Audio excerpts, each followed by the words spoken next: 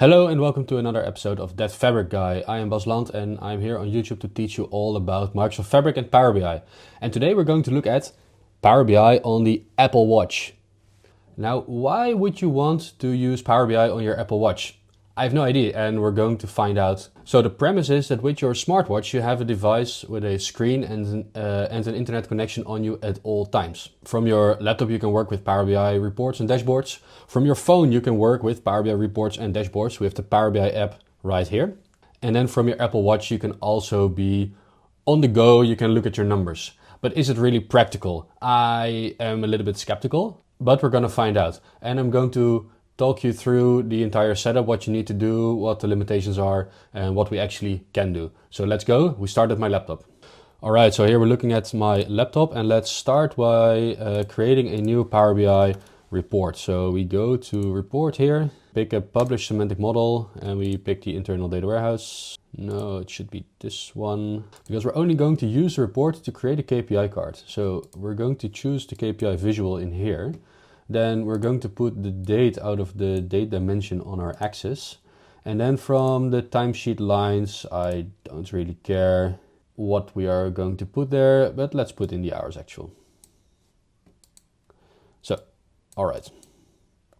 We're looking at the hours actual here in a KPI card. Now this report is not really beautiful. It's not designed to be really done well, but it doesn't really matter because with Power BI on your Apple Watch, you can only put one KPI card in there, so that's about it.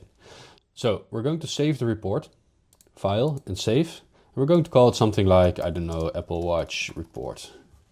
In internal reporting, that's all right for now. Let's hit save. Now what we're going to do is we're going to create a dashboard. And yes, I know what you're thinking, Bas, dashboards are out. Nobody's using dashboards. And I agree, I'm never using dashboards. I always hate it when you publish a Power BI report from Power BI Desktop. It automatically creates a dashboard as well. I always remove them before publishing. But today we are going to create a dashboard because a dashboard with a KPI tile on it is the thing that you can put on your Apple Watch. All right, so let's go. From the Power BI report, we are hovering over the visual, the KPI visual, and we're going to click on the little pin icon and we're going to click pin visual, and it's going to ask us what to do. Now, if you have existing dashboards in your workspace, like a total maniac, then you can click on existing dashboard and add this visual to an existing dashboard. If you don't, like a sane person like me, then you can click new dashboard. And we're going to call this dashboard Apple Watch dashboard. We're going to hit pin, and now a new dashboard has been created with a visual on it. So let's go to the workspace in here, and we can find that this Apple Watch dashboard now has been created, and it looks about right. Okay, so this is basically all we need to do in the Power BI service on our laptop. So let's head over to my secondary camera. Let's hope it works, and let's look at my phone right here. Now I just refreshed the mobile app, and indeed the Apple Watch dashboard is there. So if we click on the Apple Watch dashboard in here, we can see actually that there is this little dashboard right here. Maybe on the camera it's a bit hard to read. Now from here we need to click sync before it ends up in our Apple Watch. So we hit sync. It is now synced to the Apple Watch. Now watch what we can do. Put away the phone and reveal the Apple Watch. So we're here on the Apple Watch. Let's hope it's in view.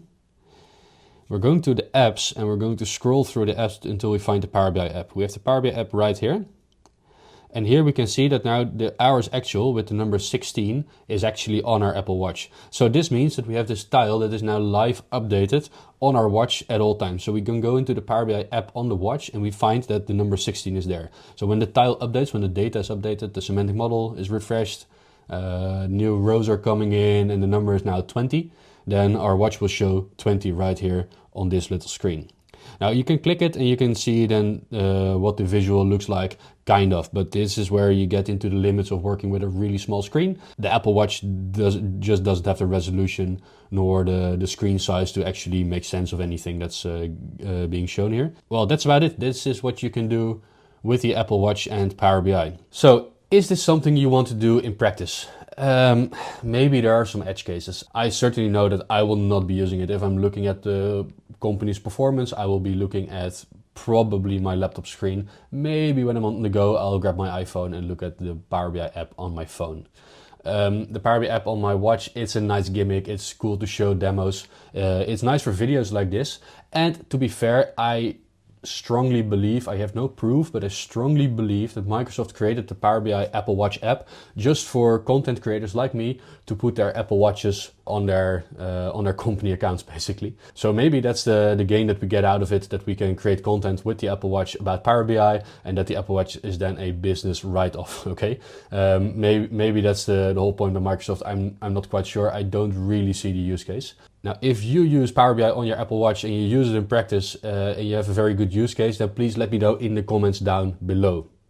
And if you like this video and you want to see more videos like this on Microsoft Fabric and Power BI, subscribe to my channel, like this video, but please subscribe to my channel, because every week I will be publishing new content on Fabric and Power BI, and I'll see you next week.